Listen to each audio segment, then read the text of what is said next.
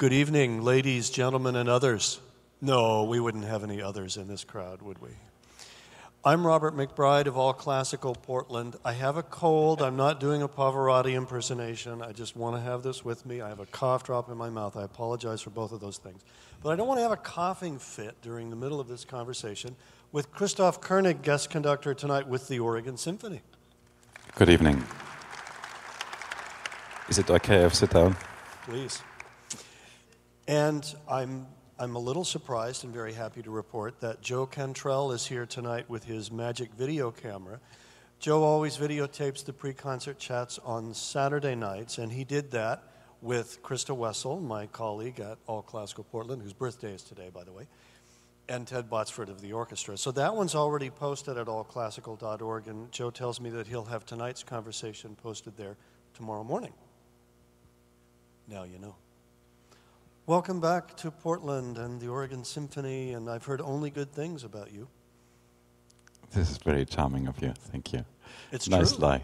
It's absolutely true. Thank you. One question I have for you is, do you like this situation where you come in and you do the same program several nights in a row? They did it in Salem Friday night, so this would be 4 times.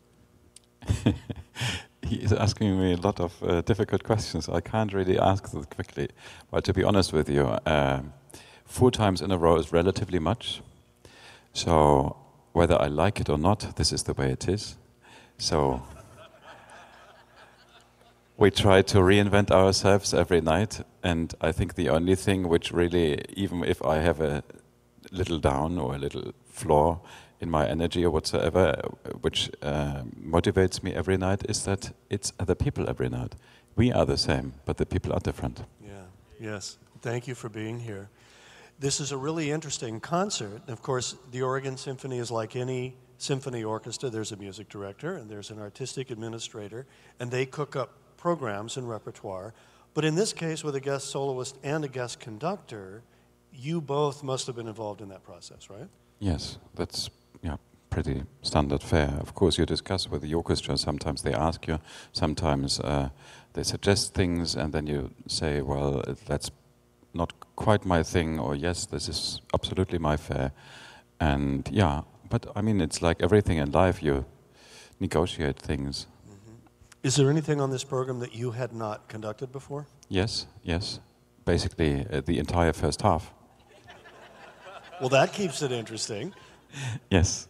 I really like this, where we have a soloist, Stefan Jakif, wonderful young violinist, playing 2 completely different pieces. Instead of one big concerto, we get to see and hear him in these very different contexts. That, I would think, would keep it interesting for everybody. And I have a specific question about the piece by Ludosławski, Witold Ludosławski, Polish composer, 20th century, partita for violin and piano originally. Then at the request of violinist Anne-Sophie Mutter, he made this orchestral version, but it keeps the piano. 2 of the movements are kind of free. So the violinist and the pianist can interact in different ways, I guess. How does he notate that? Before I answer this question, I would like to congratulate you to your wonderful pronunciation of his name. How do you say thank you in Polish? The only person on the entire planet, other than in Poland, who pronounces it well, like Ludosławski, and nobody really knows how this, this little L with this dash, or however you call this thing. Yeah, that thing. And here in this country, I think there is no one else than you being able to pronounce this well. Fantastic. So I mean, there is. I would say basically it's 3 movements, and then there are 2 little things interspersed within those 3 movements. But yes, Ludosławski himself called it a 5 movements piece. So the second and the fourth movement, with those little 2 solos in between the piano and the violin, they are like improvisations, and they are basically relatively free. So I think when the public hears something that they sort of play together in a coordinated way, it's not coordinated at all. And but I don't want to tell you everything, because I think our soloist of tonight, Stefan Jakif, will be I think he will be telling you a bit more about this. So I don't want to say everything now. Oh, good. I'm glad that he'll be speaking with us. I realized, thinking about this program, that I tend to put Lutoslawski in kind of the same category as the French composer Henri Dutilleux. They were born around the same time, a few years of each other. They're both very serious, I guess I could say uncompromising composers. They didn't write entertainment music particularly. They were very serious about writing symphonies and concertos and things. And of very high quality. Everything is just this amazingly high quality. Does that make sense to you? Have you done Dutilleux as well? Well, I did not do a lot of Dutilleux's pieces, but yes, I have done every now and then. Of course, it's one of the big composers, and I find it, to be honest, for me, this is a very good line you're saying. I like that very much. I did not make this connection. I mean, perhaps I haven't made it because there are similarities, and you think of those two people in a similar way. Because, as you say, they are very, very serious composers, but they're also very professional in every respect.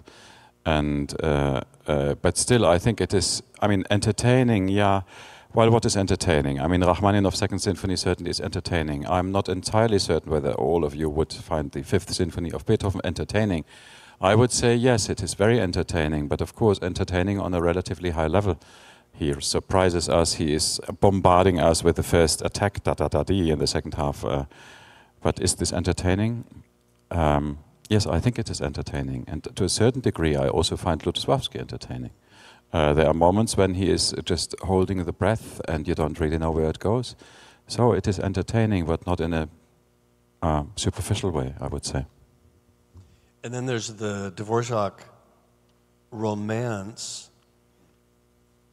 I love Dvorak's music. I just have a real weak spot for him because there's so much heart in his music. He's just so full of love of life and love of his family. The New York Philharmonic has been releasing some things from their archives lately, which go way back, and they've been putting a number of things online, and some things have popped up in newspapers. One of them, which I was absolutely delighted by, is a sketch of what looks like Dvorak's face in the double bass part from the premiere of the New World Symphony. So some bass player in New York doing this little doodle of Dvorak in a rehearsal. It's great. And yeah, we don't know for sure if that's Tony D, as a friend of mine calls him, but I like to think it is. But you're lucky if it's so nice what they put in the scores. Sometimes what musicians write in the scores is far beyond our imagination, to be honest. That's right. Yeah, you know any good conductor jokes? I bet you do. Well, can I spare them for later, please? Okay, sure. So tell me about your relationship with Antonín Dvorak. What do you with like Antonín Dvorak? Yeah, what do you like about his music? Well, I came up, I was brought up in the same breed of music thinking, music making. I mean, I was just a boys soprano in a boys choir, so we liked and loved music. We were making music every day. When you hear boys choir, you probably think something like, jolly. It was fairly professional stuff. We had rehearsals every day, 5 hours, and we traveled the entire world, to be honest. And the choir is 800 years old, and yes, and it's so phenomenal. To well, Americans. I'm not yet 800 years old, but how old were you when you sang in that choir in Dresden? Between 9 and 18. And was it your idea, or did your parents say you should do this? Well, at some point, when I attended the first class in school, then my music teacher she told my mother, but he has a good voice. Shouldn't you send him to the boys' choir? And my mother, she knew the choir, of course, but it's a cultural institution in Dresden, in the city I grew up, and everybody knows it, and it's like really a cultural and musical center of the city, even if it's just children in a way. And I said, yeah, I want to go. And she said, no way, absolutely no way, because she knew exactly what this means. It's a lot of work, it's a lot of stress, relatively little playing time for children. I mean, from an age of 8, 9, you are embedded in a completely professional, rigid system. I think I had 1 hour of spare time every day, apart from Sunday. And when my friends. Saturday evening we had the normal concerts, which was one concert which was in the church from 6 to 7, and Sunday morning we had to go to the service to sing in the service. And our director, he was very strong with this. He was very committed that we really do this. We wanted to get rid of it, or just one part of the choir. I think the choir was 140 people. We could easily have sung 40 or 50. That would have been enough. So thought we. No, he said no. So, I mean, lots of fun, and I remember wonderful concerts in Japan. I remember the light going down in Italy and all those things. So it's fantastic, making good music, but with, what shall I say, with good music with many internationally well-known artists and good orchestras, so fantastic input, but it was relatively tough. Good training for a professional musician, though. You'll have to practice a lot and work hard. Do you still sing? Yes, I do. I do. Tell us when, where, how you sing. I mean, you have a wonderful speaking voice. Thank you. Do you sing in the shower? You sing in the choir? Yeah. I sing every now and then. I could karaoke. That's I could. Is there a piano? No, there isn't. But there's one backstage. Yeah. My funny Valentine, sweet and lovely Valentine. Nice, huh? And you know that Carlos Calmar sings too, right? I didn't know that. Yes, no. He does. He has sung in this room with Pink Martini at a concert with the orchestra, and nobody in the orchestra knew that he was going to do it. Wow. He started it facing this way, singing like this, so nobody knew who was singing, and then he turned around. I did something similar once. I was principal conductor or music director with an orchestra in Sweden, with Malmö Symphony Orchestra. And a dream became true. I'm not entirely certain whether everything I did was so good, but I don't know. For once, I thought, no, I don't give a damn shit. I'm sorry. And it was the orchestra was particularly good in entertainment music and in shows and this type of thing. They didn't do that much like American orchestras would typically do, but they had their share of Frank Sinatra stuff and this type of thing. And they had arrangements of Frank Sinatra's, and of course, then And I was in love with Frank Sinatra between my 20s and 26 years. Now the question comes, usually. And then we put up a show, and there was a professional singer, and then for 2 or 3 songs I could share the stage with her. Something like, I know I stand in line until you think you have the time to spend an evening with me. Forgotten about that one. Yeah. Thank you. Christoph Koenig, let's hear it. Come on, put your hands together. Appearing soon at Caesar's Palace in Las Vegas for limited exclusive engagement or not. Where do you go from here? I go back home because I've got a little child at home waiting for me. Congratulations. And home is where these days? In Vienna, Austria. Not the one in Texas. Or Virginia. Thank you. Yeah, so let's start talking now about the first piece on the program. I saw a picture today of Sergei Rachmaninoff taken at around the time of his first symphony. It was a picture I had never seen before, and he looked kind of sweet, much more like a normal, easygoing kind of young person. I'm used to the more severe Rachmaninoff of later years. And this piece that you'll start with tonight, The Isle of the Dead, is one of many things sort of death-obsessed by Rachmaninoff.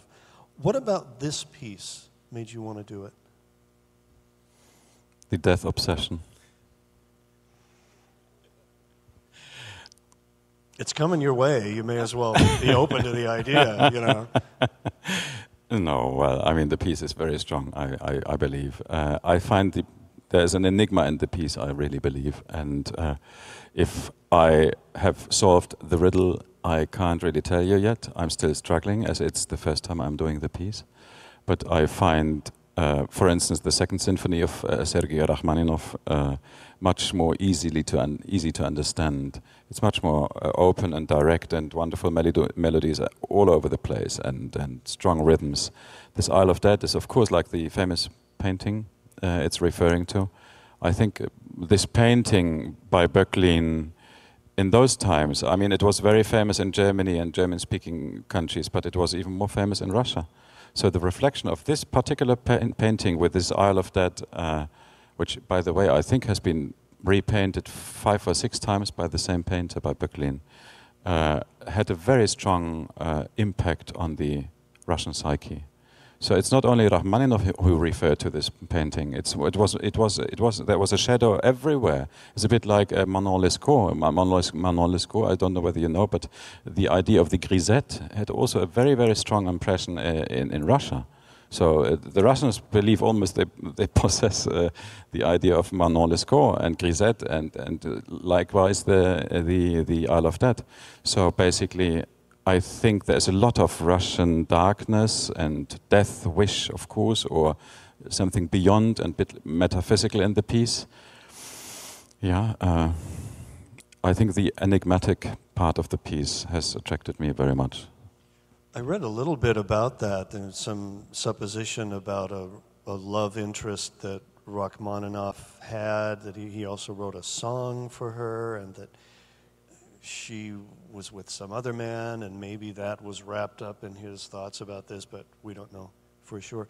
I really like the rhythm of it, the way he suggests the endless rowing of the oars. It's such an evocative feeling. Yeah, I think other than, I mean, there's one movement in Tchaikovsky's music, and please, I'm not a musicologist. I've done the music very often, but I couldn't even now tell you whether it's the 4th or the 5th. I think it's the 5th symphony with this 5/4 movement.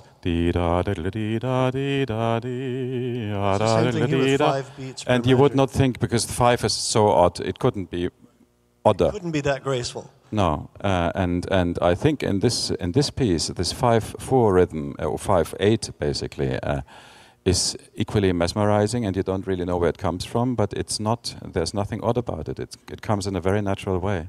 Those waves, you know, constant waves, and digging, and yeah. And the DSE Ray theme, Day of Wrath, that shows up in just about everything by Rachmaninoff, including in the Isle of the Dead. So Böcklin, who painted the image that inspired Rachmaninoff, had a death obsession too. He painted the same thing over and over again. I don't know so much about Böcklin, to be honest. I should have read more before our conversation. Yeah. You have more important things to do. No, well. Learning the notes. Yes, well, no. We have to read, of course. So yes. Next time I'll be better prepared, I'm sorry. And learning the rests.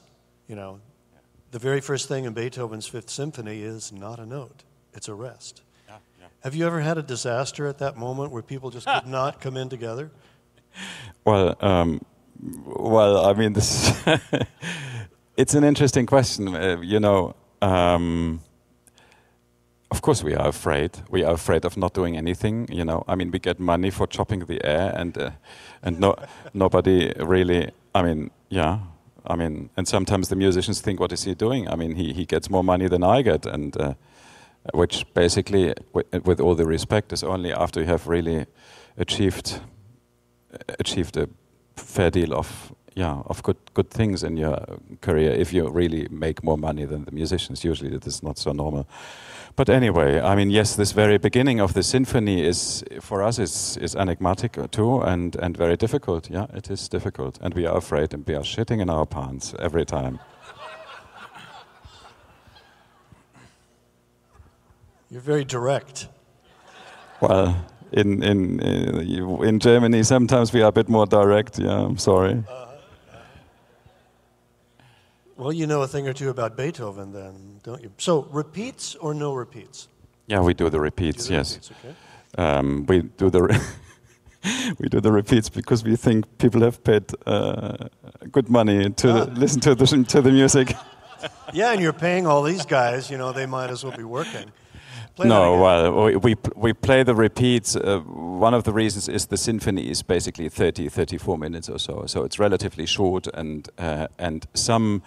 Well, this is only half of the truth. The other half is that I think the structure makes sense if you repeat it. Then later, with other music, like for instance Rachmaninoff's Second Symphony, the first movement, if you repeat this, the introduction or the exposition, that of course you can question whether this is really necessary. Or in a 45 minutes Brahms symphony, the first movement, and then you repeat the exposition. I'm not certain whether this is necessary. But I think in Beethoven's music, where everything is relatively short and concise, I think it makes sense to have the arch of the form clear for everybody. How do you decide on tempos?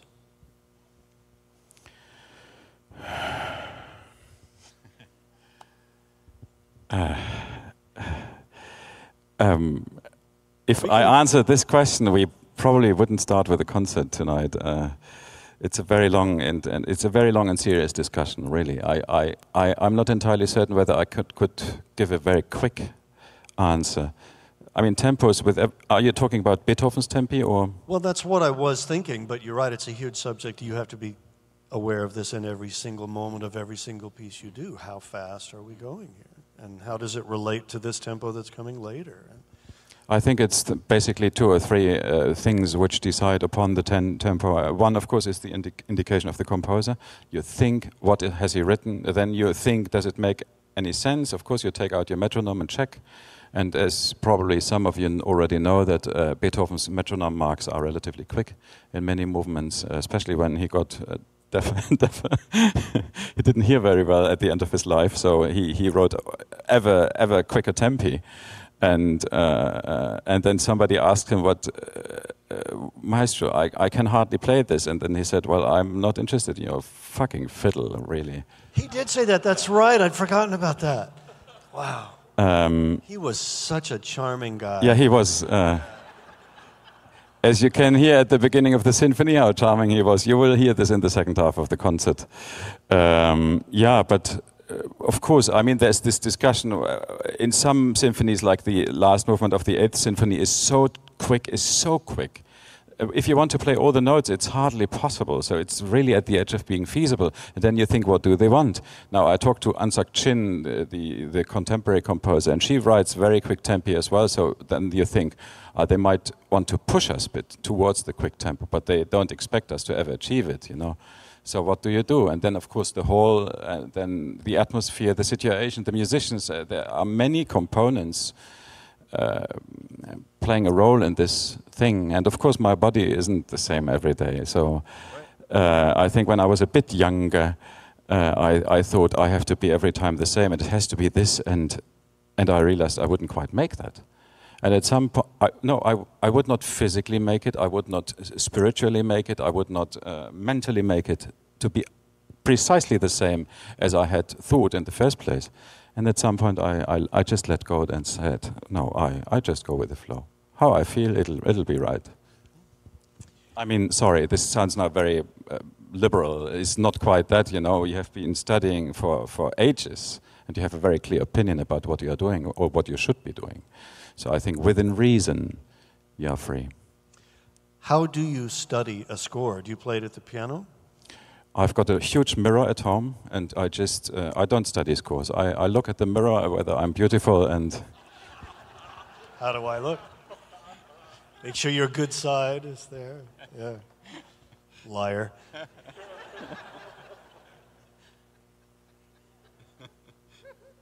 So you don't want to answer that question, do you?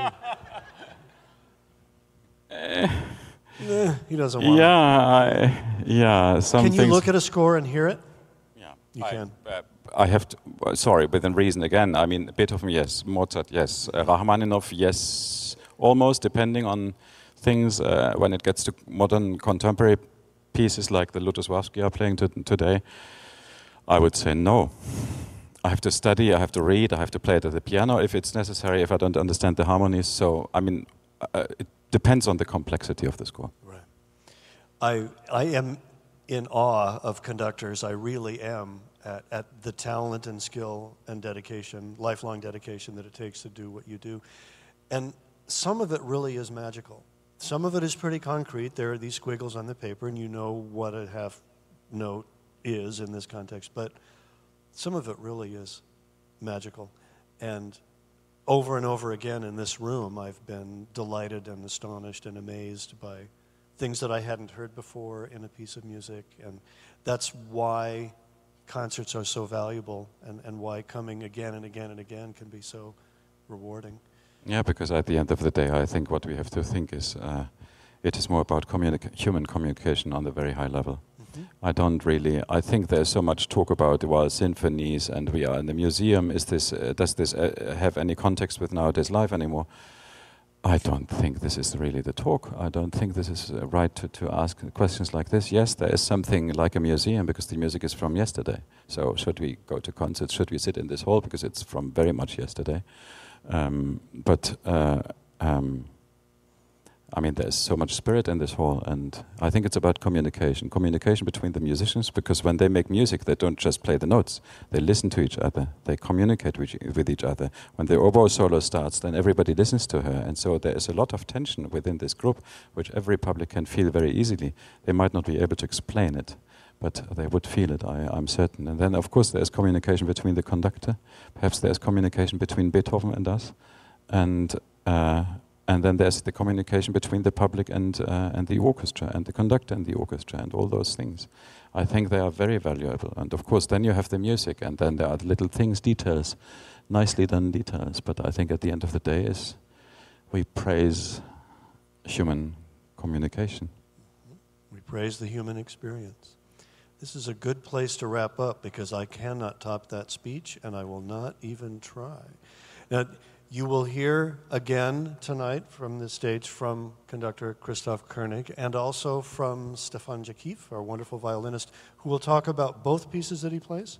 He will basically talk a bit about the Lutosławski and yeah, I mean he's wonderful. It's a very short speech. He doesn't talk very long, but it's very nice and explanatory. And yeah, no, he will fantastic. Thank you for being here. You're in store for a wonderful concert. Christoph Koenig. Thank you very much. Thank you. Well done.